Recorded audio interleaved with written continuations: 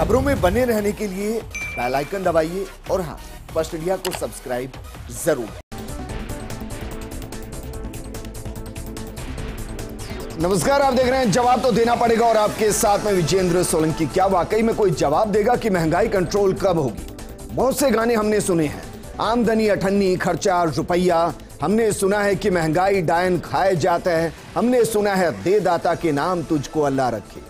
ये गाने के बोल आज हर कोई गुनगुना रहा है, क्योंकि गैस हो, सब्जी हो, फल हो, पेट्रोल हो, डीजल हो, सब तो आम आदमी को रुला रहा है। बचने का एक ही तरीका नजर आता है, या तो खाना छोड़ दे, पकाना छोड़ दे, या वाहन चलाना छोड़ दे।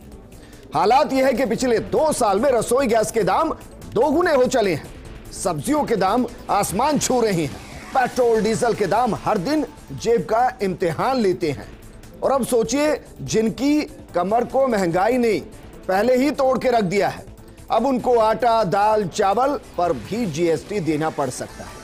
अगर ऐसा हुआ तो मान लीजिए सबसे ज्यादा कमर गरीब आदमी की टूटेगी, जिसकी टूटी हुई है पहले से, क्योंकि जो हर दिन कमाते हैं, हर दिन खाते हैं, कभी घर से आधा किलो, कभी घर में आधा किलो, कभी 1 किलो आटा लाते हैं, कभी सिर्फ चावल ही पका पाते हैं, तो कभी पानी में दाल के दाने डाल रोटी डुबाकर पेट भर लेते हैं। अब उनको भी जीएसटी की मार झेलनी पड़ सकती है। हालांकि देश का सच यह भी है कि टॉफी से लेकर पैकिंग का तेल खरीदने तक टैक्स देना पड़ता है। तो क्या खुली चीजों पर जीएसटी जायज है या ज्यादा है? आज बात इसी मुद्दे पर कि तेल निकाल रही महंगाई क्या अब वाकई में मार ही डालेगी। देश में महंगाई कुछ इस तरीके से हो चली है मानो धीमा जहर है, जो धीरे धीरे आपकी जेब की कमाई को पूरे तरीके से खा रही है, उसे मार रही है। सबसे पहले हम आपको बताते हैं कि बीते 2 सालों में किस तरीके से दाम बढ़े हैं। दाम हम आपको बताते हैं रसोई गैस के, क्योंकि रसोई गैस के दाम जिस तरीके से बीते 2 सालों में बढ़ाए गए हैं, उससे आप अंदाजा लगा लीजिए कि लगभग 2 गुने हो चले। मई 2020 में महज 581 रुपए के आसपास एक सिलेंडर मिला करता था, लेकिन जून 2020 में 593 रुपए हुआ, बढ़ोतरी हुई। इसके बाद जुलाई 2020 में 594 रुपए हो गया, बढ़ोतरी होती रही। लगभग मान लीजिए हर महीने ही पैसे बढ़े। दिसंबर 2020 में 644 रुपए हो गया, जनवरी 2021 में 694 रुपए हो गया, 50 रुपए की बढ़ोतरी हुई महज 1 महीने के अंदर। फरवरी 2021 में 719 रुपए हो गया, उसके बाद फरवरी 2021 में 769 रुपए हो गया। फरवरी में 2 बार दाम बढ़े। इसके बाद फरवरी 2021 में 794 रुपए दाम बढ़े। सब्सिडी तो ना जाने कहां चली गई है। इसके बाद मार्च 2021 में 819 रुपए दाम बढ़ गए। आप देख रहे हैं हर महीने दाम बढ़ रहे हैं। जून 2021 में 809 रुपए दाम हुए, छोटी सी राहत दी गई, लेकिन वो राहत ना जाने कहां चली गई। जुलाई 2021 में 834 रुपए के आसपास दाम हुए। अगस्त 2021 में 859 रुपए एक सिलेंडर के दाम। हम दाम आपको एक सिलेंडर के बता रहे हैं। सितंबर 2021 में 888 रुपए एक सिलेंडर के। एक दौर था इतने रुपए में 4 सिलेंडर आते थे। अक्टूबर 2021 में 903 रुपए एक सिलेंडर के दाम हो गए। मार्च 2022 में 953 रुपए दाम हो गए और उसके बाद दाम फिर बढ़े हैं। मई 2022 में 1000-3000 का आंकड़ा पार हो गया और अब इसमें 50 रुपए और जोड़ लीजिए। जुलाई 2022 1053 रुपए। एक दौर था 250-300 रुपए में सिलेंडर मिला करता था। इतने दाम में एक दौर में 5 सिलेंडर आया करते थे। आज एक सिलेंडर आ रहा है और आदमी की कमाई वैसे भी कम हो रही है। तो जरा ये देख लीजिए कि जो 50 रुपए बढ़ाए गए हैं, उसके बाद किस शहर के अंदर आज की तारीख में एक सिलेंडर के दाम कितने हो चले हैं, यह भी आपको बताते हैं। कोलकाता में एक सिलेंडर आप लेंगे तो 1079 रुपए में मिलेगा, सिर्फ एक सिलेंडर 14 किलो का। इसके अलावा बाकी शहरों की बात करें तो जयपुर के अंदर 1056 रुपए 50 पैसे में एक सिलेंडर मिलेगा और उसको अगर बाहर से लेंगे तो 100-150 रुपए इसमें और जोड़ लीजिए। चेन्नई में 1068 रुपए का मिलेगा। लगभग हर जगह 1000 का आंकड़ा पार हो चुका है। दिल्ली में 1053 रुपए में मिलेगा। कमाल की बात यह है कि सरकार जो सब्सिडी दे रही थी वो भी सब्सिडी बंद कर दी गई है। मुंबई में भी 1053 रुपए का एक सिलेंडर मिलेगा। इसके अलावा अगर बात की जाए कि किस तरीके से महंगाई बढ़ी है, ये सिर्फ हम सिलेंडर बता रहे हैं। अब हम आपको बताते हैं कि अगर जो अब सोचा जा रहा है 18 जुलाई से अगर जीएसटी में चीजें आ गई तो फिर क्या होगा, जरा इसको भी समझने की कोशिश कीजिए, क्योंकि 18 जुलाई से मुश्किलें बढ़ती नजर आ सकती है। खाद्य जिंसों की महंगाई से आमजन पहले ही परेशान है, लगभग कमर टूट चुके हैं आम आदमी की। लेकिन इस सबके बीच में एक और मार पड़ने वाली है। अब 18 जुलाई से आमजन के लिए मुश्किलें बढ़ेंगी, क्योंकि जो लोग पैक्ड अनब्रांडेड गेहूं, चावल, आटा, दाल, इन सबको भी जीएसटी के दायरे में लाने की तैयारी हो रही है। और मानकर चलिए कि रोजमर्रा की इन सभी चीजों पर 5% जीएसटी लग सकता है, यानी कि कोई 100 रुपए की चीज है तो आपको 5 रुपए जेब में अलग से डालकर चलना पड़ेगा।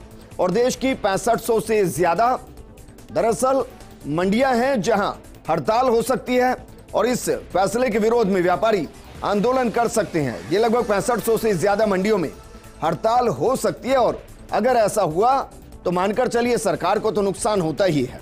लेकिन क्या वाकई में महंगाई जिस तरीके से बढ़ रही है, तैयारी कर ली गई है कि आम आदमी की कमर तोड़नी ही है? ध्यान कीजिए, 2014 में एक एडवर्टीजमेंट आपने देखी होगी। एडवर्टीजमेंट थी, बहुत हुई महंगाई की बार, अब की बार मोदी सरकार। पेट्रोल डीजल के दाम बढ़ाने वालों, जनता माफ नहीं करेगी। और यह सब हो रहा है आज की तारीख में। इस पर बात करने के लिए हमारे साथ मौजूद है बीजेपी नेता आशीष चतुर्वेदी जी, कांग्रेस नेता राजेंद्र मेघवाल जी, गृहिणी जिनके लिए ना जाने घर चलाना कितना मुश्किल हो चला होगा, निशा पारीक जी हमारे साथ हैं, राजस्थान खाद्य व्यापार महासंघ के अध्यक्ष बाबूलाल गुप्ता जी हमारे साथ हैं।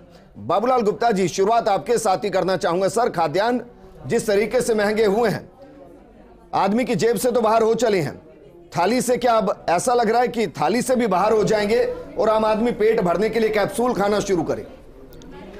देखिए, ऐसा है कि निश्चित रूप से हम दो नारे नहीं दे सकते। एक तो ये कहें कि हम लोगों को कम चीज़ों में दाम उपलब्ध कराएंगे, दूसरा कहें कि किसान को डबल कीमत देंगे जी।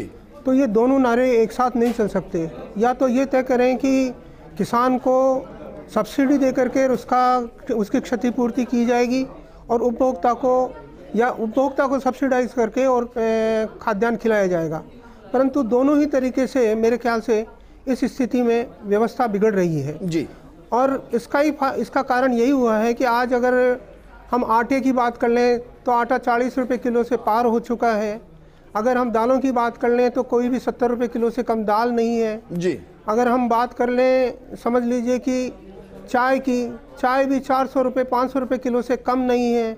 दूध की बात कर रहे हैं, दूध हमें 2 रुपये करते करते अब आज जो ऑर्डिनरी वाला दूध है वो भी 42 रुपये किलो से कम नहीं है। तो कहने का मतलब यही है कि ये सब होते हुए भी अभी फिर एक जीएसटी काउंसिल 28-29 तारीख को बैठती है चंडीगढ़ में, और फिर कहती है कि देखिए ये तो है ब्रांडेड और अनब्रांडेड का, ये आईटीसी वाला झगड़ा करता है, फॉर्च्यून वाला झगड़ा करता है, और दूसरे जो मल्टीनेशनल कंपनियां झगड़ा करती हैं। हम तो अब ऐसा कोई भी चीज़ नहीं छोड़ेंगे जिससे टैक्स हम नहीं लें जी। यानी कुल मिलाकर के ये कहा जा सकता है कि आज गेहूं पे भी 18 तारीख से टैक्स देना पड़ेगा, जो गेहूं अभी टैक्स नहीं था। आटा जिस पर टैक्स खाली ब्रांडेड पे था उस पर भी हो जाएगा। चावल जिस पे टैक्स नहीं था उस पर भी हो जाएगा। सर, ऐसा तो नहीं है कि कहीं जो 80 करोड़ के लिए कह रहे हैं कि हम लगातार मुफ्त में आटा अनाज दे रहे हैं, अब उन्हीं से वसूलने की तैयारी की जा रही है कि बहुत हो गया, अब जेब ढीली कीजिए? देखिए, कहीं ना कहीं कुछ न कुछ तो होगा ही, अब ये आंतरिक राज क्या है ये तो हम छोटे व्यापारी नहीं बता सकते। ये बात बिल्कुल सही है कि अगर किसानों को दोगुने दाम देने हैं तो फिर दोगुने जनता से वसूलने भी पड़ेंगे। जनता से तो दोगुने वसूले जा रहे हैं, किसानों की दोगुनी आय हुई नहीं अभी तक। वो तो खुद कह रहे हैं कि हमें समर्थन मूल्य ही नहीं मिल रहा है। नहीं, किसानों का कहना भी बिल्कुल वाजिब है कि अभी जैसे चने की बात कर लें, गवर्नमेंट चने को खरीद करना चाहिए था, चना नहीं खरीदा गया, तो किसान का कहना वाजिब था। और आज की तारीख में भी अब दालों की बात कर लें तो दाल अगर मूंग खाएंगे तो महंगी मिलेगी, परंतु चने की दाल आज की तारीख में भी 50-55 रुपये किलो में उपलब्ध है जी। तो कहने का यही है कि कहीं ना कहीं अलग अलग तरीके से उपभोक्ता परेशान है, व्यापारी परेशान है।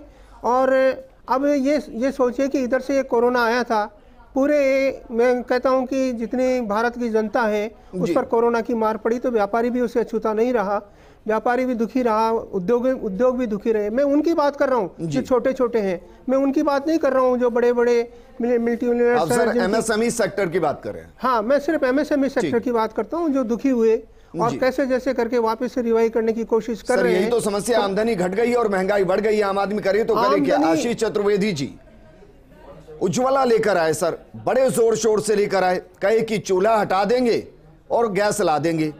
गैस आपने दे दी और फिर महंगाई के दाम इतने बढ़ा दिए कि 2 साल में सिलेंडर के दाम दोगुने कर दिए और सब्सिडी जो मिलती थी उसको आपने छीन लिया है। अब 2-3 साल से 80 करोड़ लोगों को अनाज दे रहे हैं, चावल दे रहे हैं, दाल दे रहे हैं, अब कह रहे हैं कि नहीं, अब हम जीएसटी भी वसूलेंगे। इरादा क्या है सर? विजेंद्र जी, अभी जब आपने अपनी रिपोर्ट दिखाई थी तो आपने एक गाना चलाया था, इसमें महंगाई डायन खाए जात है, तो आपको वो दौर भी याद करना पड़ेगा, ये कौन सा दौर था जब वो गाना आया था। 2004 से लेकर के 14 तक कांग्रेस की यूपीए की सरकार थी, और अगर हम रेट ऑफ इन्फ्लेशन का आंकड़ा देखें तो पूरे दौर में रेट ऑफ इन्फ्लेशन लगभग 6 से ऊपर % बढ़ा रहा। और 2012 से 2014 के आंकड़े में अगर मैं बताऊं आपको विजेंद्र जी, तो पूरे टाइम रेट ऑफ इन्फ्लेशन, नहीं रेट ऑफ इन्फ्लेशन देखिए आप 10%, 12% रेट ऑफ इन्फ्लेशन रहा। से मई 2020 से जुलाई 2022 तक के आंकड़े दिखाएं। देखिए बिल्कुल आपने दिखाया, सिलेंडर 1000 हो गया। बिल्कुल देखिए, मैं मान रहा हूँ विजेंद्र जी, हमको पूरे जो महंगाई है उसको पूरे ब्रॉड पर्सपेक्टिव में देखना पड़ेगा। मैं आपकी बात बिल्कुल स्वीकार करता हूं कि जो महंगाई है वो अभी बढ़ी हुई है। आरबीआई का एक सब्सिडी कहां गई सर? देखिए सब्सिडी कहां गई विजेंद्र जी? आरबीआई ने एक लिमिट तय कर रखी कि 6% से ऊपर महंगाई इन्फ्लेशन रेट नहीं होनी चाहिए। सर अगर हम मोदी सरकार की बात करें, सब्सिडी दी जाती थी सिलेंडर पे ना, तो उसको आपने ये कहा कि हम नहीं देंगे। देखिए विजेंद्र जी, आप अगर मैं आपकी जानकारी में लाना चाहूँ तो यह कि जो उज्ज्वला गैस कनेक्शन है उनके लिए सब्सिडी जारी है।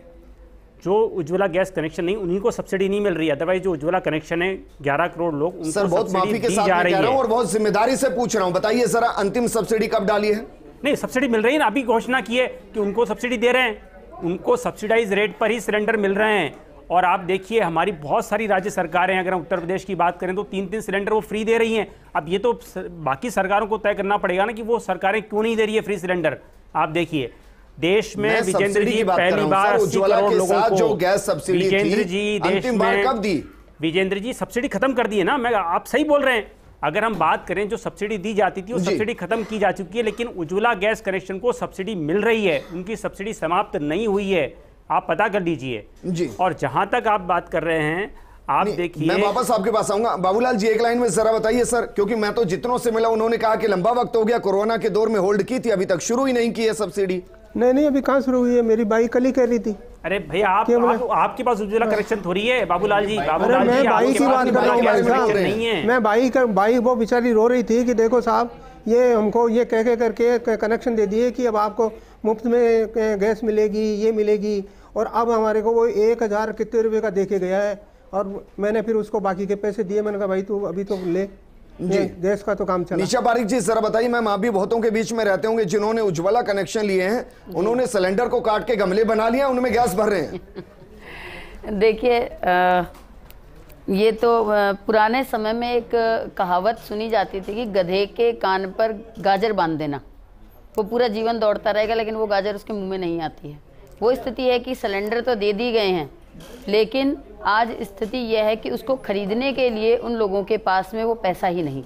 क्योंकि जिस आप उज्ज्वला की बात कर रहे हैं और जिस तबके की आप बात कर रहे हैं कि उज्ज्वला योजना दे दी गई है, तो वो तबका जिसके पास में मान लिया कि 1100 रुपये का सिलेंडर, क्योंकि 1053 और कुछ पैसे में जी। और 1100 रुपये में बहुत ज़्यादा डिफरेंस नहीं है। 1100 रुपये का वो परिवार सिलेंडर खरीदेगा, फिर उसके बाद में अब सोने पे सुहागा ये कि गेहूं जैसी चीज़ पर भी टैक्स लगने जा रहा है आम आदमी के लिए।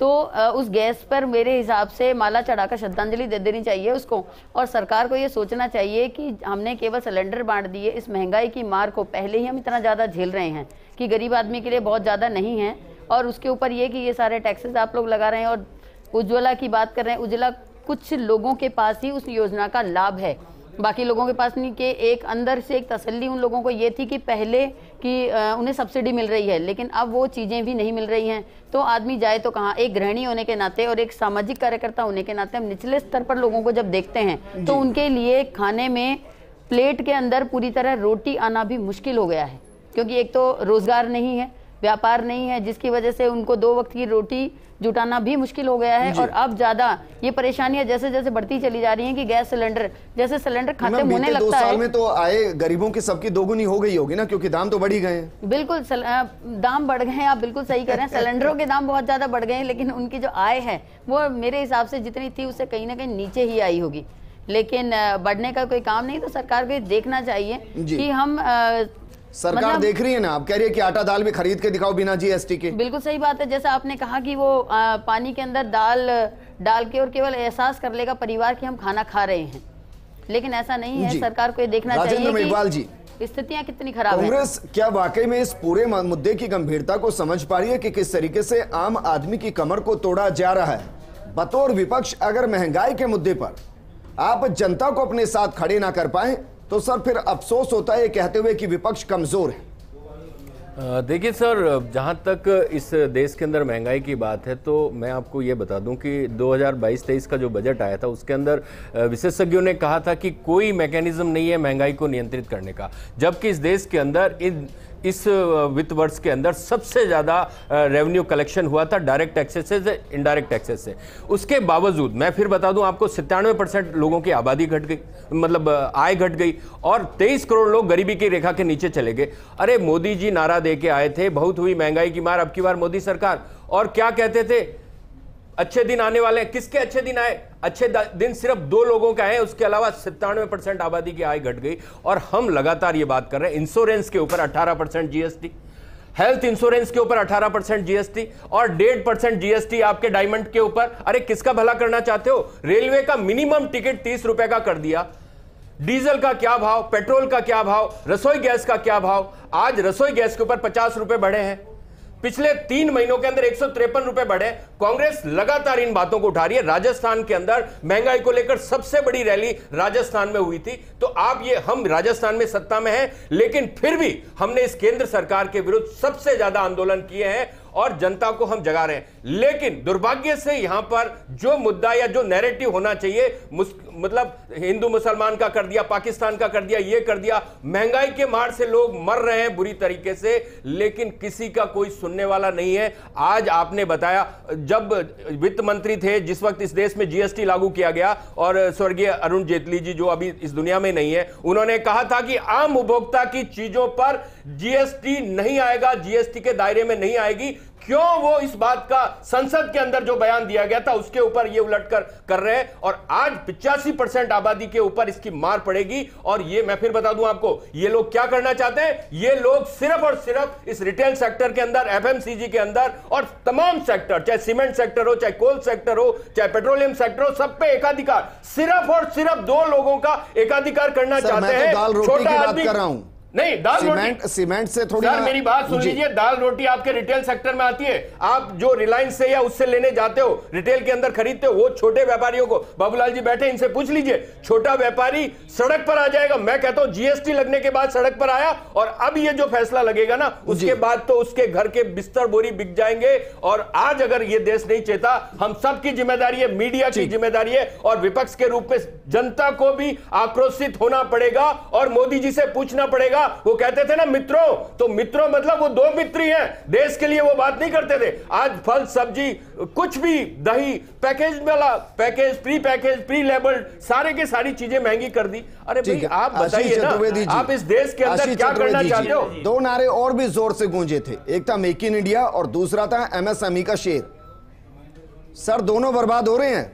और क्या ये देश में कभी सोचा जा सकता है कि गरीब आदमी जो आधा किलो आटा लेकर आता है वो जीएसटी भरेगा? सर विजेंद्र जी, 2014 के पहले देश के अंदर 2 मोबाइल कंपनियां थी, आज देश में 200 से ज्यादा कंपनियां जो कि देश में मोबाइल प्रोड्यूस कर रही है। अगर हम बात करें सर, डिफेंस सेक्टर की मोबाइल बात पे मैं करें, रोटी रख के खाऊं या रोटी पे मोबाइल रख के खाऊं, बताइए। बात कर रहा हूं, मोबाइल मेक पे इन इंडिया रोटी की बात देख कर रहे लेगा। हैं ना, तो मेक इन इंडिया बता रहा हूं, मेक इन इंडिया बता रहा हूं कि आप देश तय करें 2014 के पहले कितनी कंपनियां थी मोबाइल सेक्टर में, आज कितनी कंपनियां हैं। आप ये तय करें कि हम डिफेंस में कितना आशीष जी आप ये बता दीजिए कि चाइना से इंपोर्ट क्यों बढ़ा?